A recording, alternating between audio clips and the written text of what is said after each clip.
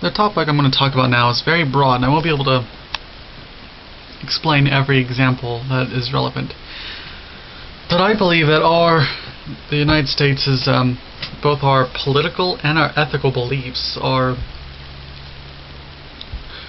really a conflict between two opposite poles in philosophy, between utilitarianism and deontology.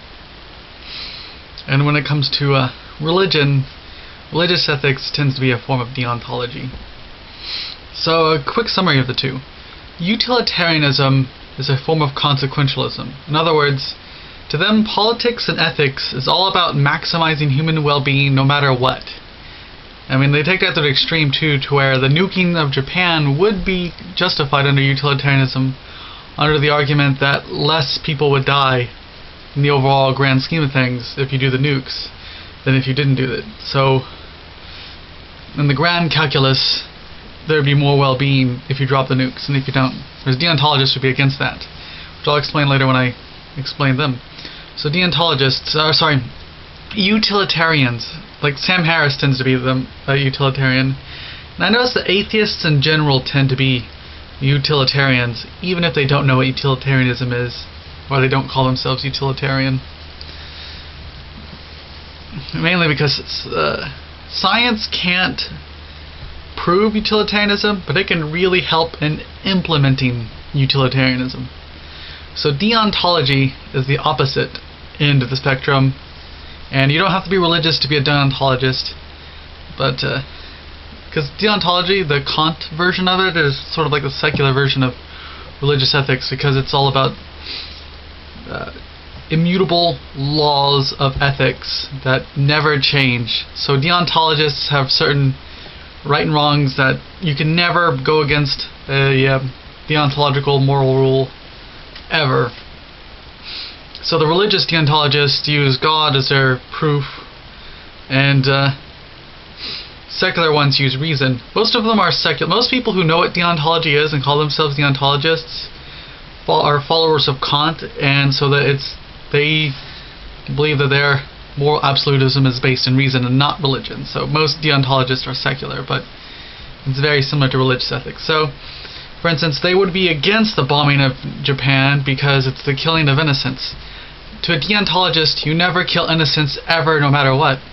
They also believe that you should never, when I say in general, I mean almost all of them, all the time. You can never lie. They believe you can never, ever lie, ever. So there's always the case of, like, what if a murderer would come to you and say, where is this person so I can murder them? Your choices are either to tell them where the person is or to not talk at all. You cannot lie, because to a deontologist you can never break these moral rules. Now these seem really abstract and philosophical, like these seems like just philosophical musings, but like almost everything in philosophy, they seem useless at first, but once you understand them, you realize how ridiculously important they are. And in this case, these philosophic musings just happen to underpin our entire ethical and political system. So, for instance, when it comes to prison and punishment in our justice system, it's because of utilitarianism that we call prisons corrections facilities and correctional officers are what we call prison guards now. Because to a utilitarian, justice is about increasing well-being, not about revenge or punishment. So we should take violent criminals out of society so that we can train them to be normal, and then they can go back into society. Because they're drained on the resources while they're in prison. So what we want to do is train them to be good people and then send them back out where they can be productive members of society. So to utilitarian, punishment and justice is it's not about revenge. It's not about this guy did something bad, so we have to do something bad to them to get even. It's about what will scientifically increase human well-being. Whereas the deontologist is the opposite. The deontologist is revenge, punishment. So you do something bad, so we do something bad to you. So, like, when it comes to the death penalty, deontologists they usually say that if you kill someone, the state should kill you in return. Whereas utilitarians say, well, okay, if you kill someone when you're 18, maybe we can train you to be a good person, and in 20 years, when you're totally fixed, I suppose you could say, will put you back into society where you can get like a job or something like a mechanic or whatnot, or get some sort of trade where you can promote well-being and utility. So yeah, there's a difference right there. And when it comes to political ideology, when it comes to, for instance, liberals tend to be utilitarians, and conservatives tend to be deontologists. So these differences, and especially since no one seems to know what utilitarianism and deontology is, that tends to cause lots of confusion. So for instance, a liberal will support a policy because it increases human well-being, and they don't understand why the conservative is against it. But the thing is that the conservative isn't against it because they disagree about whether or not it will increase well-being. The conservative or libertarian is against it because it goes against a certain moral rule. So, for instance, welfare. The liberal will say, well, it increases well-being. If you increase welfare, it'll make things better. These people who are experiencing some intense disutility will have more utility under welfare. But then, like, the libertarian will be against welfare, and it's not because just because the libertarian doesn't think welfare works. It's because the libertarian has a certain moral absolutist rule when it comes to property, and how property should never be taken by force and taxes taken by force and then redistributed.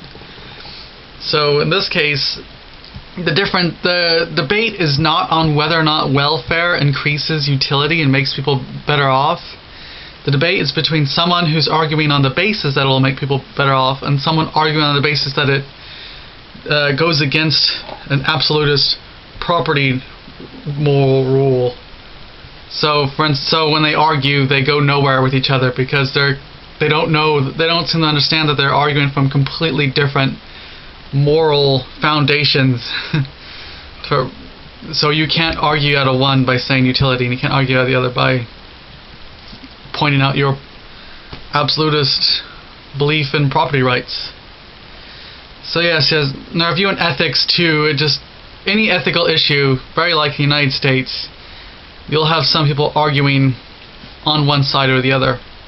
So yeah, this is already too long for a YouTube video. YouTube videos should usually be about 5 minutes. So if you have any more questions, ask them in the comment section.